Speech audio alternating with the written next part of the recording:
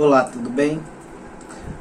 A proposta deste novo trabalho é apresentar o tema esquerda, direita e centro e suas correntes políticas.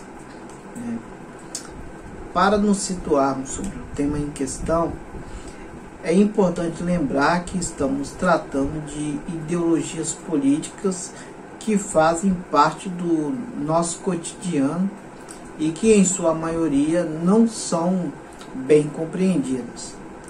Ou, de alguma forma, os próprios atores políticos não fazem questão de se posicionar em relação à sua própria atuação política, o que não contribui para uma formação cidadã mais consciente sobre essas questões. Vamos, através desta análise, estudar o histórico da criação dos conceitos de direita, esquerda e centro e situarmos a nossa realidade identificando as correntes políticas e suas vocações do ponto de vista econômico, social e político, no que tange às liberdades individuais ou coletivas e sua compreensão, de uma forma mais fácil e, se possível, prazerosa. Bom, essa divisão conceitual ela ocorreu a partir da Assembleia Constituinte de 1789 em Versalhes, na França. Após a tomada da Bastilha, onde vários grupos eles foram discutir sobre os direitos de veto concedido ao rei no texto da Constituição.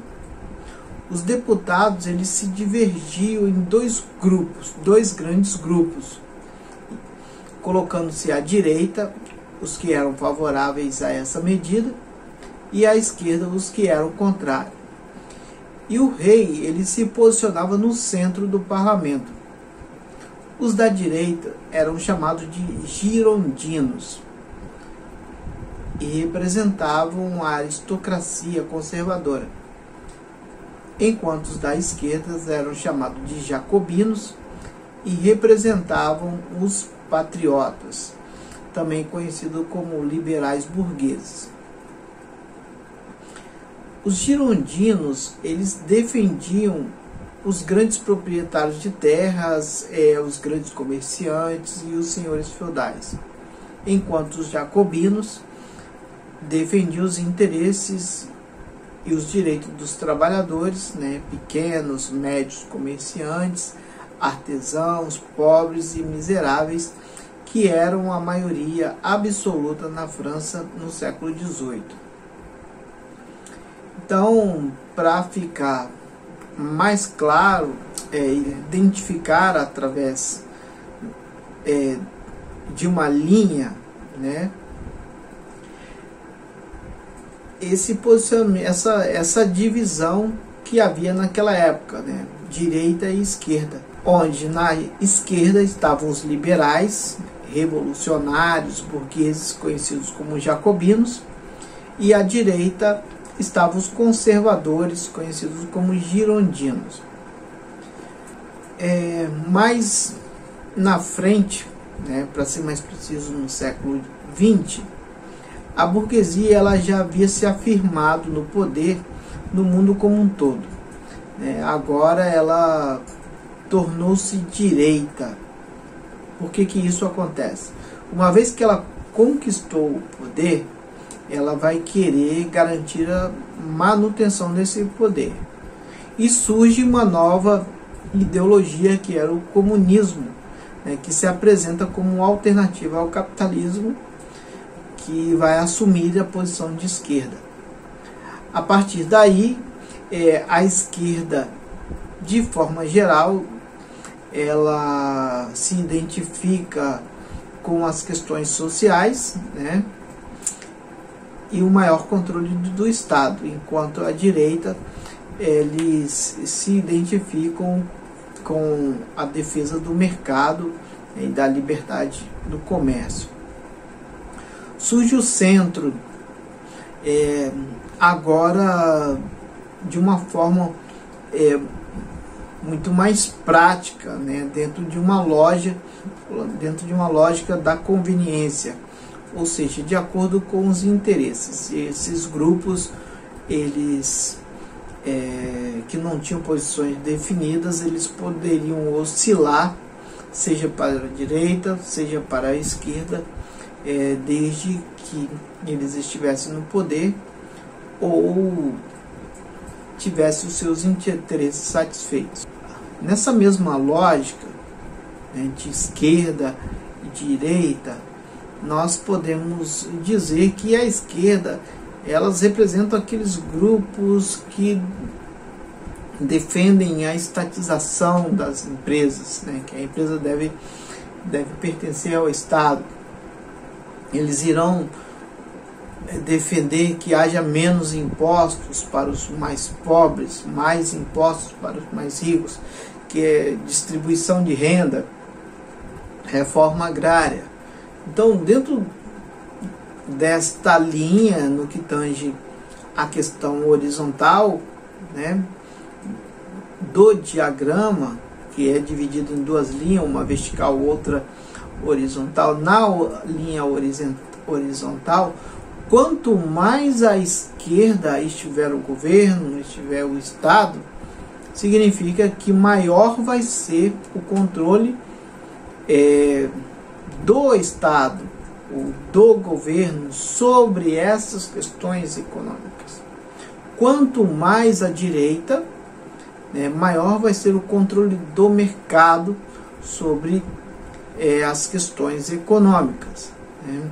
Entre essas coisas que defendem a direita, né, as privatizações das empresas estatais, terceirização de serviços, né, sendo que uma empresa, ela não precisa concentrar dentro burocracia, da sua parte administrativa, todos os setores, uma vez que ela visa poder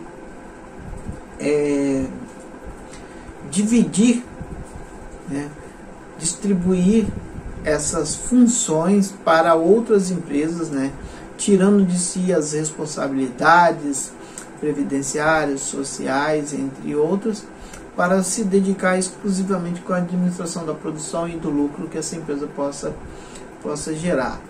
Eles se interessam muito pelo mercado livre, menos impostos para os ricos através de isenções ou até mesmo subsídios, né, do Estado para os grupos dominantes. Então, há uma série de fatores que podemos identificar que são bandeiras ou prioridades de cada grupo, seja de esquerda ou de direita, né? Os da esquerda, por exemplo, eles priorizam o Estado, enquanto a direita prioriza o mercado. A esquerda, ela entende que é preciso diminuir a desigualdade social, enquanto que a direita entende que a diminuição da desigualdade, ela deve ser feita através de iniciativas individuais, como atos de caridade, por exemplo.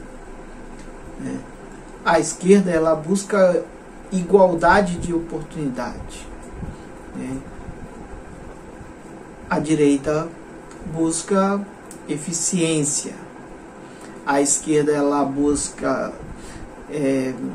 passar o entendimento, né, um convencimento que a função do Estado é zelar, proteger as pessoas, principalmente em tempos de crise, seja ela econômica, política ou sanitária. Então o Estado, ele tem essa obrigação de defender esse indivíduo, esse cidadão, enquanto que a direita entende que a desigualdade, ela é algo natural e necessário, né? Para a esquerda, né, a desigualdade, ela é uma construção social histórica, a direita ela entende que essa desigualdade ela não pode ser diminuída à custa ou em prejuízo daqueles que possuem seu patrimônio, né?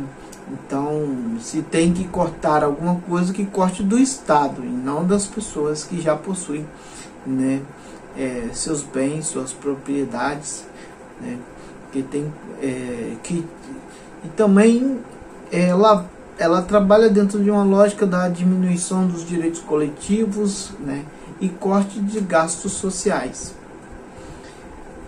A esquerda, né, ela é a favor de ações afirmativas, como o sistema de cotas, por exemplo.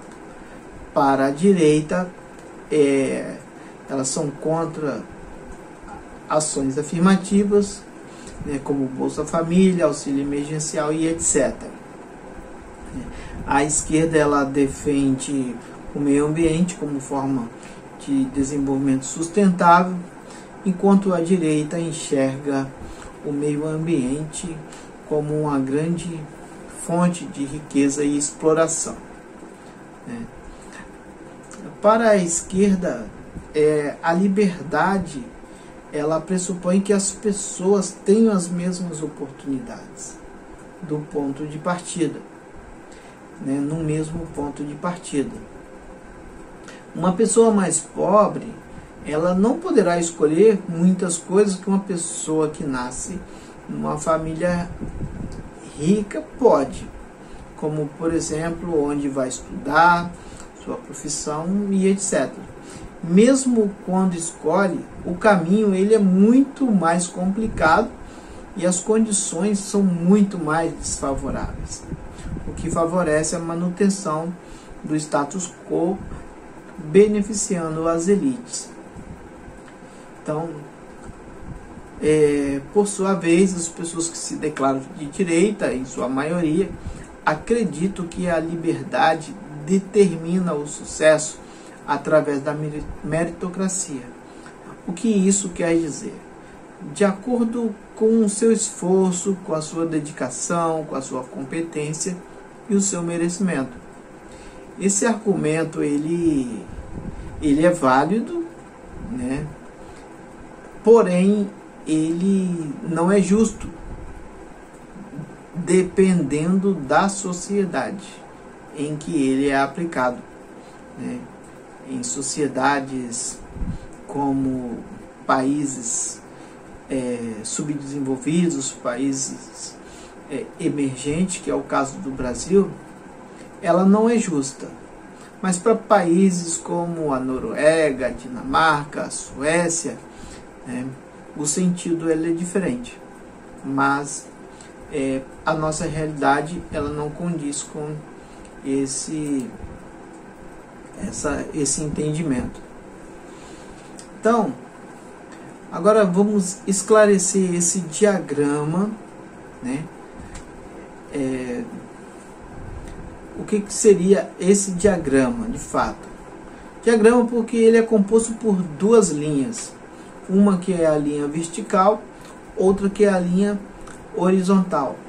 Na linha vertical estão representados os direitos individuais, as liberdades individuais. Então, quanto mais acima do centro da linha vertical, maior o controle do Estado, maior o controle do governo que está colocado. Quanto mais abaixo do centro da linha vertical, menor o controle, maior a liberdade. Então, esse é o entendimento sobre a verticalidade do diagrama. Então, essa é a ideia. Então, vejamos aqui, no que tange a questão da liberdade. Uma vez que ela estiver posicionada abaixo do centro da linha vertical, maiores são a liberdade. podemos citar como a liberdade de expressão, a liberdade de imprensa, a discriminação, o feminismo, a homofobia, o aborto, a liberdade religiosa, a legalização das drogas, das cotas, movimentos sociais, né, as questões sobre o entendimento de família, educação, militarização, sistema penitenciário, censuras, controle de internet, migração, entre tantas outras coisas. Então, essa é a nossa primeira parte desta apresentação. Continuaremos no próximo vídeo, né? Então, aguardo você até lá. Um abraço, até mais.